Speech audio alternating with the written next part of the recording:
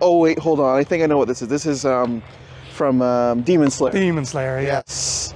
This is the boar head guy, Inosuke or Inosuke, yeah. When you look at this as a sword, that's not really going to cut very well. Even if you were to sharpen this really well, it's like a Macuahuitl kind of action where I was just about it to say tears that. more, and that's the point apparently. Okay. Apparently the character wants to inflict as much pain as possible. Oh boy. I can see that. So at first I was very skeptical of this, looking at it as a sword. But if I don't treat it as a sword, I can pretty much deliberately try to rack the opponent's blade and I don't have to worry about mine. Because True. if we come to any kind of bind, you know, this will pull quite well. Yeah.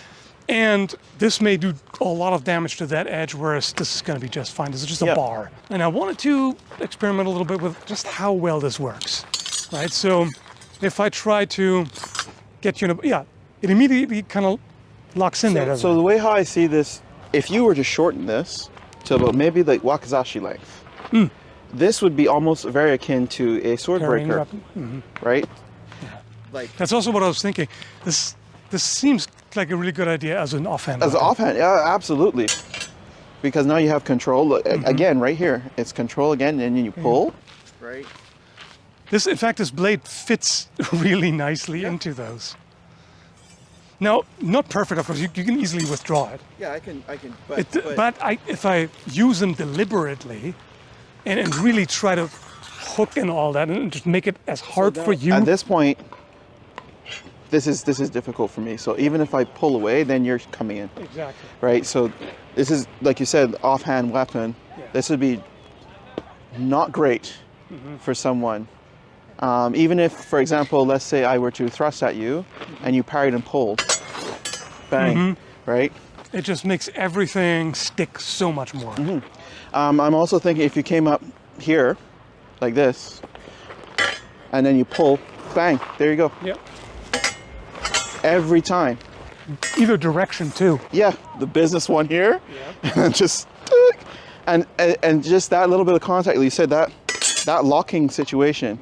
Which also makes me think I would really like even a basket or something. Something to protect. Because the hands are so exposed. Now, you could argue in some ways it's not as bad here because it holds on so well. Yeah. Like they're not really going to be able to slide, except, of course, you can still slide against my flat. Yes. Right? If I allow that, which of course I shouldn't, but you might be able to get that. So basically I have to always really aggressively turn the edge in. Yeah. So you don't do that. Right. So then for me, I can release here, but if you turn the edge and pull, that makes it difficult for me to release. Yeah. Right. So it's kind of like the Kopesh in that you have this sort of hooking capacity. Yeah. So as soon as I thrust with any commitment, no. And then at that point, and you're these are not put together all that well. Yeah. If I come in and you defend, then I might be able to do that. Yeah. And now, I feel like even though this is not a slicing edge or whatever, if I do this kind of thing and I whack you in the knee, that's gonna be bad. So if you were to do that same action again, right? Right? It slipped off. I just pull. I can't rely on that too much. Yeah. Can't rely on it too much because bang. So, because it requires commitment on your end too. Yeah. Everything in fighting always has an answer. There's always going to be a solution or a counter to a particular problem. But where I see this being really, really useful is actually in the offhand. Yeah. And when you have an attack coming, right? There it is. And then you have something else to immediately follow up, which is maybe a design thing because the character actually does use two. Exactly. Right? Character it does make a lot of sense. It makes a lot of sense as to why there's two. I would like the other one to be shorter and with a guard, but either way, you could use both. You could.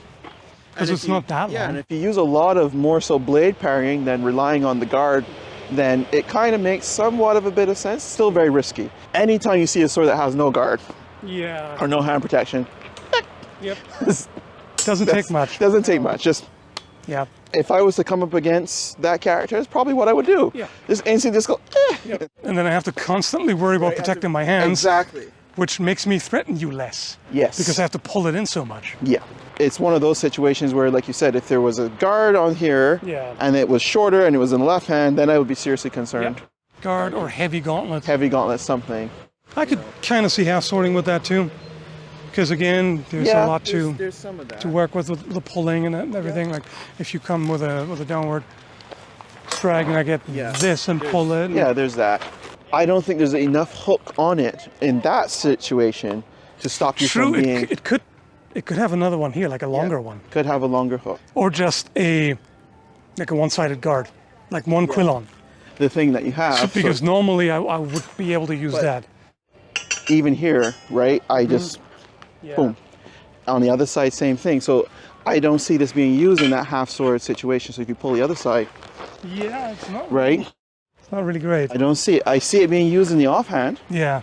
Thrusting at you would be an absolute suicidal thing with this. Yeah. That's not happening. Right. In fact, I kind of want a double-edged or double hooked version. Yeah. Just have that on each side. Yeah. Because then now you can work with it much more easily. Yeah, you don't have to worry so much about blade alignment or turning or any of those kind of things. This sort of trapping. If these are a little bit longer, they could be. Yeah. If the blade was wider, and those were deeper, that would be even more effective. Yeah. Because all you have to do is turn.